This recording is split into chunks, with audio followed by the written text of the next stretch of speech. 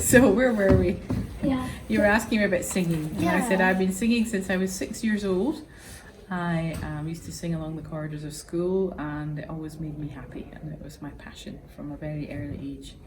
So I thought about going to music school and to the conservatoire, but I ended up going to medical school instead, and I became a doctor. And I used to use music all the time in my work.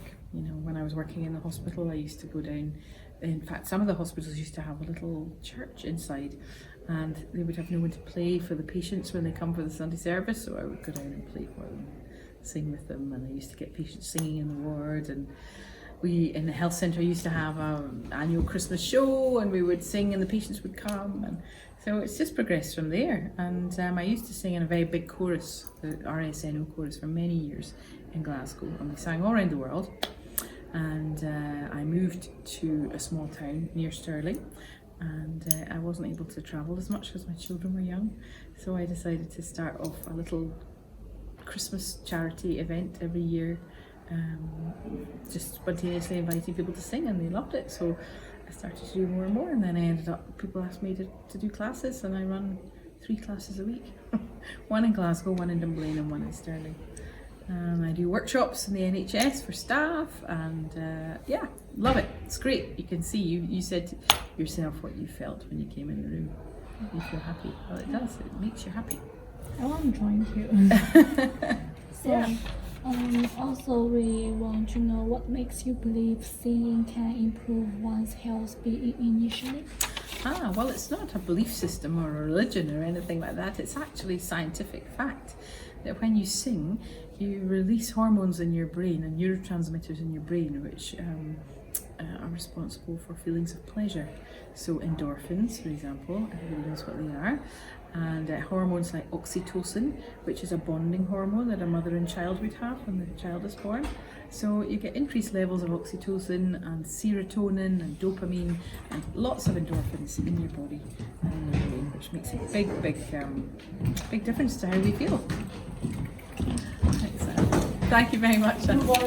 I'll see you very soon. Absolutely. So how did you reconcile doctor with singing? How do I reconcile it? Yeah. You mean doing 2 things at once? No, yes. Well, so I guess my job is to make people better. Well, that's a job that I chose to take on from a very early age. So anything that can make people better is a good thing. And I think in the West we use our medicine in a more black and white way. Certainly now, even, and I'm not very old, when I started out as a doctor, as a GP, we had a lot of time for patients to talk to them. And now we don't really have that. We're so busy that it's in out 10 minutes for a patient, and that doesn't really heal, it doesn't make people better. So we are now looking as a profession at the whole picture again, which is nice. And as GPs, we see that lifestyle, what you eat, who you hang out with, what you do with your day, how much time you spend in nature, and singing and dance and art and all creativity makes your spirit thrive and makes your heart soar. So, Okay. So, what's your future plans about a doctor? Your doctor or singing? That's a really interesting question. So, I like to sing myself also, and one day I have recorded some stuff, and I might record some more stuff. I've also recorded a single with the NHS up in Shetland, where I work, and I also am the doctor to a professional football team here in Stirling, so we're going to release a Christmas single this year. That's my plan. So my plan for singing is to encourage others to sing and to facilitate that, and to create a safe space so that people feel that they could really just open their heart and be themselves. And I think that goes hand in hand with medicine, but I'm not a full-time general practitioner. I think the stress of that nowadays, the job is bonkers, so I would probably combine the 2. And I'm actually going to be opening a clinic in Glasgow at the end of the year, which is going to have what we call integrative approach to health and medicine, and it's going to be called Mind Body Medics. And I've got a lot of doctors involved who work with singing, energy, nutrition, yoga therapy, and of course medicine as we know it. So it's going to be a combination of everything. So you can come for a mind-body medical, so you can come and have your cholesterol checked and your sugar level checked, and then you can go next door and you can choose from a creative subject. You can choose to sing or to paint or to do some yoga or to connect more with yourself. So I think that's the way forward, because even though we can prescribe medicines and we have wonderful breakthroughs and treatments, we're forgetting that we need to empower ourselves to be well in the first place, and to boost our immune system and to keep our health vibrant and alive, so that we don't get ill. And so instead of the reactive medicine, you know, to treat people, we could actually prevent illness by promoting our wellness. Is that everything? No, there's other questions. I think we just want to know your story for now. My own story. Yes. Yeah. For your why you choose to create this lecture singing class. Yeah. Yeah. Well, that's interesting, because I love to sing myself, and I, as I say, when I was unable to sing in the big chorale chorus that I was in, I thought, well, maybe I could find a way to start up a group to do something. So I had the charity event at Christmas where I lived, and actually it was quite magical, because when you stand in front of people and you facilitate a safe space so that people are able to be free and to sing without judgment, because everybody feels they have to be perfect at everything all the time. Every bird has a song, and every bird's song is different. So when you are standing in front of that wall of energy, it's a very positive experience. It can be quite addictive, actually. So it's also a real privilege to see people. Well, you can see yourself. You can see them open up. You can see people changing, and the energy in the room changing, as you said. So, and I did that the first time. I thought, I'd like to do more of this, and actually I'd like to roll it out across the country, and I would like to see everybody, you know, GPs prescribing singing classes. That's what I would like to see, because it's proven to work. So that's your goal? Yeah, it is. It is. And you've heard of Park Run? You know Park Run? So Park Run is a concept that started by someone where you sign for a run in the park on a Saturday morning, and families do it, and you do it together, and you turn up at the same time, and you pay a membership fee or whatever it is, and you just rock up and you do your running, and everyone's running the same race at the same, it's not a race, but it's not running the same, you get timed every week against yourself.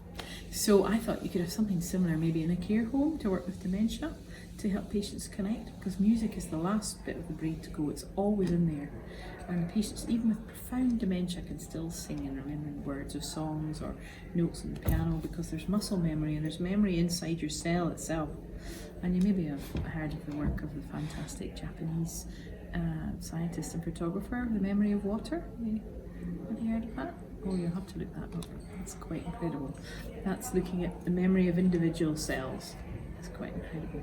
So, with dementia, you know, music is the last thing to go. So we could have a program where everybody goes with their family and sings in a care home with their family at home, and we could pick a song a week. So we have all sorts of ideas, great ideas, rolling them out.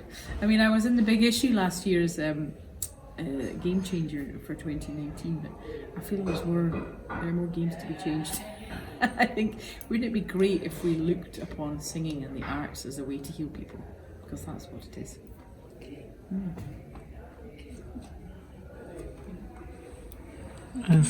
Are you done? Yeah. It's just 9 minutes of... Women, are you the reporter? I would have looked at all of you and thought I would have picked you. Thank you. So, if we think it's we're okay to film, so we may want to film with your family. Is that okay? Yeah, of course. Yeah. Or perhaps, like, you know, some of the I've students got two here. sons, and these ladies here would be happy to speak to you. We just want to ask how when you start to sing with students, what they feel about. Oh, they would love to talk to you about Yeah. that. I could pick you some good ones to talk. Yeah. And I have another class on Monday night, and that's in Dunblane, and I have one in Glasgow on a Tuesday night, and every class is very different. Okay. Very different, and it's Okay. interesting. I don't know why that is, but it is. So different place with different people. Yeah. Okay. Okay. If we decide to film, you'll be send message to I will you, send a message. and to then you. we will go You're very welcome. Monday on. You're very welcome. Thank you. It's interesting, because I was born in Glasgow and it was a big thing. I've been here 20 years now and I didn't want to come here. I came here because that's where the family was. And my own family's back in Glasgow, so it's nice to have that connection with both things. Because Glasgow is really bursting with the arts and the conservatoire, and there's so much to be done, so much work to be done. But actually here it's been interesting to start this because there hasn't really been much for people. And you see these ladies, I mean, you've got Jeanette over there with a walking stick, and she's been really ill and in hospital, and she struggles here every week, and she comes and she says, oh, I feel so much better, and I always know it's a good thing to do, because when they leave, they're completely different from when they came in. Sometimes it takes a little while, and then I also benefit from that myself. So it's good, it's a win-win situation. Yeah, I think sing can heal people too. Yeah, totally. If you sing, then you feel happy. Yeah, it's true. And it is medicine. And I don't know any other doctors who are doing it or promoting it the same way. And I would love to actually get other GPs on board and say, look, let's combine this. One medicine without side effect. Hmm? One medicine without side effect. Yeah, exactly. No side effects whatsoever. It's all good. And it's That's free. the medicine. Yeah. It's free. Yeah. We could save a fortune on our budget. And yeah, it would be great if you could do something on this, because I would love to get that message out. I would love people to know about it, Okay. and to consider doing it in their own practice, yeah. Okay. Get the chief exec on board. Okay. So I better go and do my calls. Yes. It's lovely to meet you all. Good luck with everything. I'll maybe hear from you. Thank you. Love, love, love.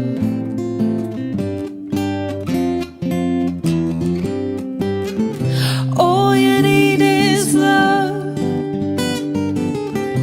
All you need is love. All you need is love, love. Love is all you need.